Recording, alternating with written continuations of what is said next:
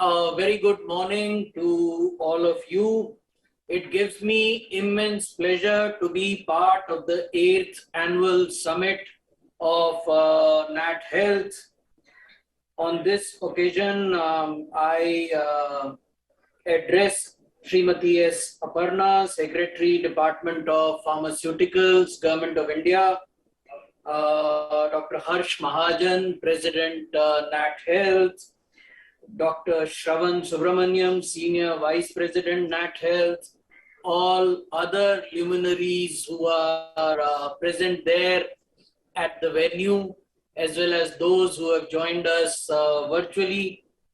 It is critical that for the 8th annual summit, NATHEALTH has chosen the theme of rebuilding, restructuring, and reimagining resilient healthcare systems in India. I was going through the multiple definitions which are available of a resilient healthcare system, and I was trying to zero in on a definition that is broad enough and generic enough to cover the important parameters, and I thought that that could be a starting point for my conversation with you. So what I eventually found is something which I believe meets the basic requirements of the critical parameters that would constitute a resilient health system. So resilience in the context of health systems is the ability to prepare for, manage, and learn from experiences and challenges that we face, particularly during emergencies and disasters. A well-managed and organized health system with access to adequate resources, both in terms of financial resources and human resources, is considered to be resilient. The essence of a resilient health system response is absorption, adaptation, and transformation wherever necessary. And being able to do this would require continuous strength of the existing health systems. So if this is the context of resilience, then we must realize that it was actually much before the COVID pandemic, that is in around 2018, that our country started looking towards building such resilient health systems. And that is when the basic paradigm shift happened in the way we have imagined health. So we actually started reimagining health in 2018 when we came up with this paradigm of Ayushman Bharat. So Ayushman Bharat presently rests on 4 pillars. The first pillar is Ayushman Bharat Health and Wellness Centers. The second pillar is Ayushman Bharat Pradhan Mantri Jan Arogya Yojana. The third pillar is Ayushman Bharat Digital Mission.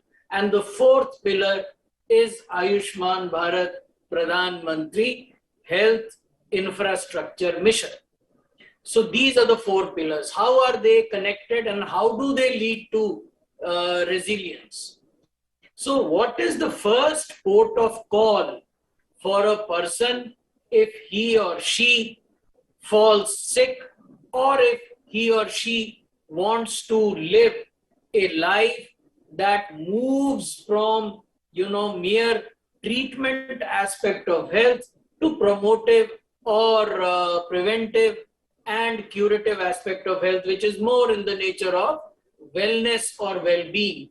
The first port of call is a health subcenter or a primary health center. So therefore, the first pillar of Ayushman Bharat addressed the first port of call and decided that over a period of time, 150,000 health and wellness centers would be operationalized across the length and breadth of this country. So when we say 1,50,000 health and wellness centers to be operationalized, what exactly do we mean? It means that a local villager can go to his or her health and wellness center for free diagnostics, for free drugs, for free screening of 3 common cancers, which is oral cancer, breast cancer, and cancer of cervix, for free screening of hypertension, diabetes, for free diagnostic packages. There are 12 such packages. And the first port of call would have a community health officer who is not a doctor, but a BSc nursing graduate or a Ayush doctor. So reimagining the first port of call for all health related needs across India. So that's the first pillar of Ayushman Bharat. The second pillar, once the rural population has accessed that first port of call, they have been screened free of cost, and if some of them are diagnosed with some issues, some problems, what happens to them? They have to be referred upwards to a secondary or tertiary healthcare center. That is where the second pillar of Ayushman Bharat comes into being, which is Ayushman Bharat PMJ. So what happens in Ayushman Bharat PMJ? You have a panel of roughly 25,000 secondary and tertiary care hospitals, including in the government sector as well as in the private sector, where each family can get cashless inpatient treatment up to a limit of 5 lakh rupees in a year. So that is the symbiotic link between the first pillar and the second pillar. The first pillar gives you opportunity for free screening, free drugs, free diagnostics, free wellness sessions. However, if there is a problem, you get referred to secondary and tertiary care, which is again free, which is inpatient, which means that you would be admitted. So that operates both either on an insurance model or on a trust model, and in some states there is a combination of insurance and trust model. Once you undergo a diagnostic procedure or a surgical procedure and then you are discharged from that facility, the whole process obviously being free of charge, the government is putting that bill in a trust model, or again government is putting it indirectly through an insurance company. Then you come back to wherever you reside, and there has to be a system of follow-up on such patients who've been discharged, either physically or through remote process. That is where the third pillar of Ayushman Bharat comes into being, which is Ayushman Bharat Digital Mission. So what happens here? This creates a digital environment for delivery of healthcare services. How does it do it? It does it by giving a unique health ID to all those who are willing to obtain one. So it is not mandatory, obviously it is voluntary. And once I have a health ID, all my health records get linked to that health ID. So how are these records generated and linked? If I go to the doctor prescribes a MRI to me, so that MRI is done, and that is a health record. If an X-ray is done, that is another health record.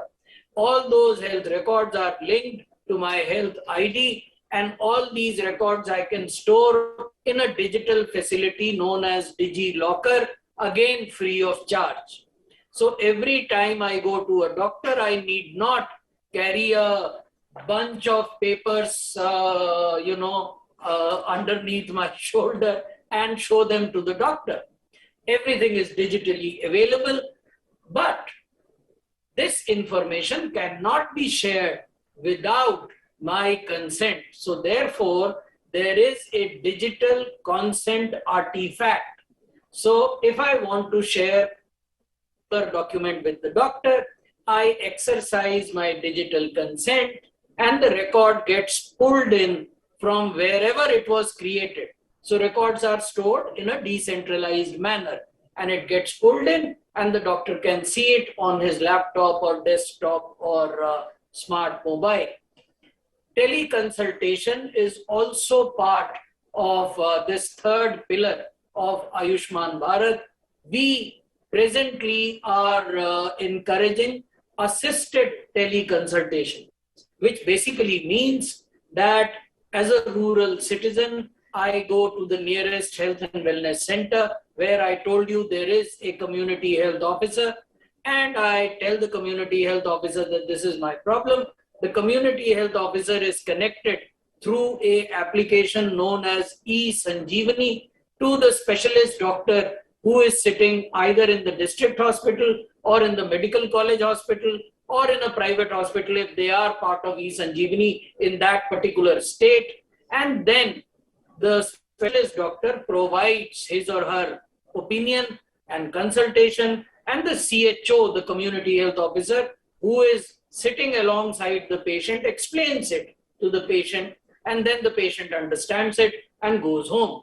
This model we are encouraging because India still is largely a rural and peri-urban country, and unlike urban areas, we do not have people who would straight away access the e-Sanjeevani application and talk to the specialist directly. That option is also available.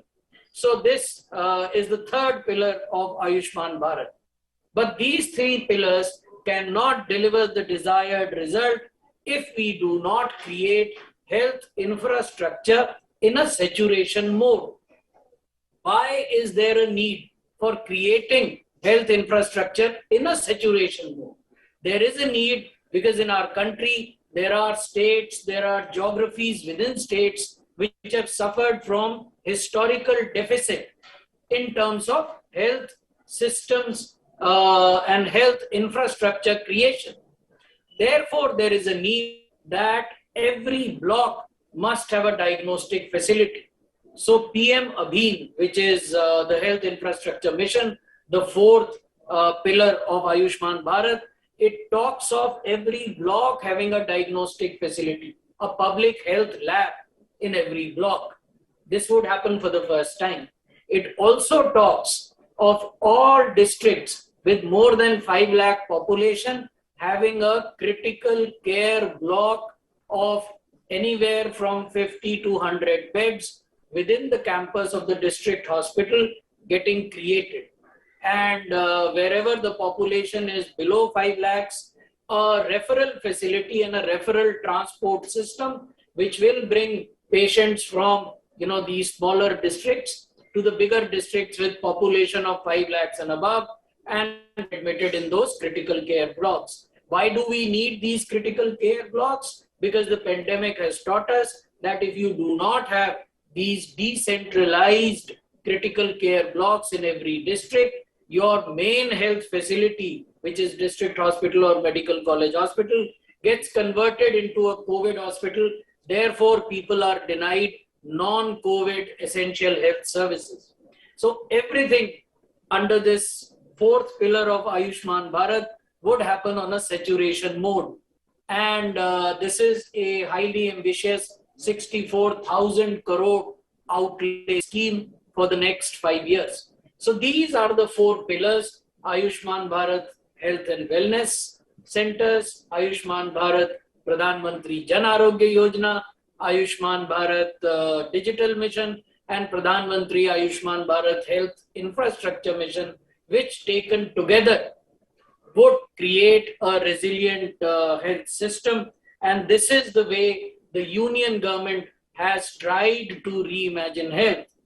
However, what we need to understand is that even after very effective implementation of all these four pillars, the aim of providing healthcare services to the last person in the queue will not be achieved if we do not have very effective and very broad-based participation of the very vibrant private sector and the startups that we have in this country. And there are areas that the government has presently identified and is considering for involving in a greater participatory mode the private sector as well as the startups, most of which are in the health IT enablement. So these sectors are the sectors of infrastructure development, whether it is construction of hospitals in tier 2, tier 3 towns, or diagnostic facilities in tier 2, tier 3 towns. So that is one area where we still need to focus, and subsequent budgets and other programs of the government across ministries need to address this. Then the management and operations of existing healthcare facilities by involving private sector. This is where greater freedom is available to state governments, and they can go in for individual agreements for management and operations. Then the whole aspect of capacity building and training, whether it is of our paramedical staff or allied healthcare staff or the mainstream medical officers.